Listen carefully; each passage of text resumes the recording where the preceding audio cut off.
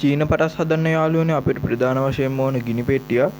ඉතින් ගිනි පෙට්ටියකින් ගිනි කූරු 12ක් විතර ඕන අපේ වැඩේට. ඉතින් මම මේ විදිහට ගිනි කූරු 12ක් ගන්නවා. 12ක් නැත්නම් 11ක් හරි ගන්න. මම ඉතින් 12ක්ම ගන්නවා.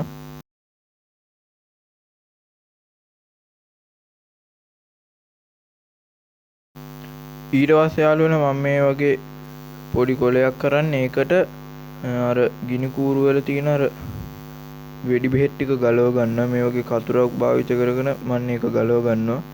ගිනි කූරු 12ම ඒ විදිහට ගලව ගන්නවා මම.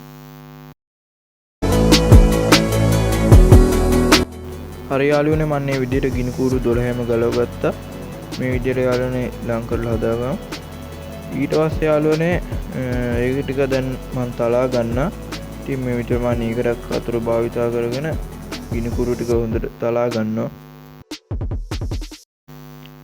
ඊට පස්සේ යාළුවනේ මම ගිනි පෙට්ටිය අරන් මෙන්න මේ දුඹුරු පාට කෑල්ල තියෙන අන්න ඒක මෙන්න මේ අපේ වෙඩි බෙහෙත් උඩට පූර ගන්නවා.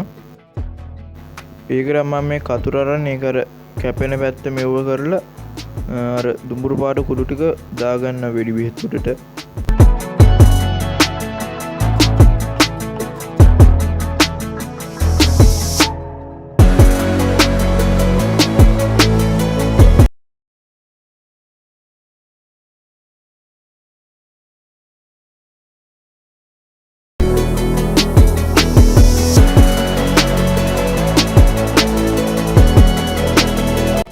පැත්තක් කූර ගත්ත නැති මම මේ විදිහට ගොඩක් කූර ගත්තා.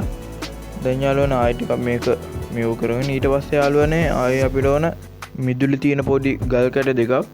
ඉතින් මේ සයිස් එකට තමයි යාළුවනේ ගන්න ඕන පොඩි සයිස් එකෙන් ගන්න. ඊට පස්සේ යාළුවනේ මම මේ දෙක මෙන්න අපේ මිශ්‍රණයේ මැදින් තියාගෙන ටිකක් මිශ්‍ර වෙන්න වගේ මැදින් තියාගෙන මේ විදිහට කොලේ නිකන් අර එතනින් අල්ලගෙන නිකන් ගැටයක් වගේ කරකව ගන්නවා.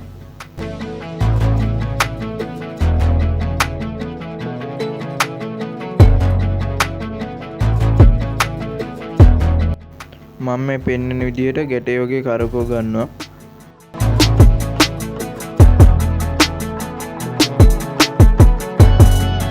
ඔයාට මෙතන උඩ කොටස වැඩි වගේ නම් කතුරකින් කපා ගන්න පුළුවන්. ඉතින් මම ඒ කොටස කතුරකින් කපා ගන්නවා.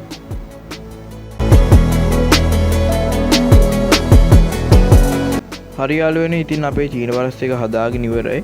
ඉතින් දැන් තියෙන්නේ යාළුවනේ මේක සිමෙන්ති පොලවක් නැත්තම් හොඳ හයිය පොලොවක් තියෙන තැනක ගිහිල්ලා පොලේ ගහන්න.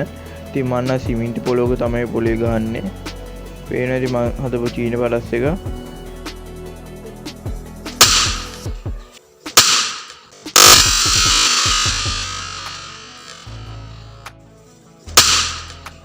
ඉතින් කොහොමද යාළුවනේ සද්ද? ඉතින් සුපිරියටම සද්ද ආවා. පේනවාද කොලේ? එහෙනම් යාළුවනේ මම අද සමුගන්න. ඉතින් මගේ channel එක subscribe කරන්න, වීඩියෝ එක හොඳ නම් like කරන්න. එහෙනම් අදට ගිහිල්ලා හැමෝටම සුබ දවසක්.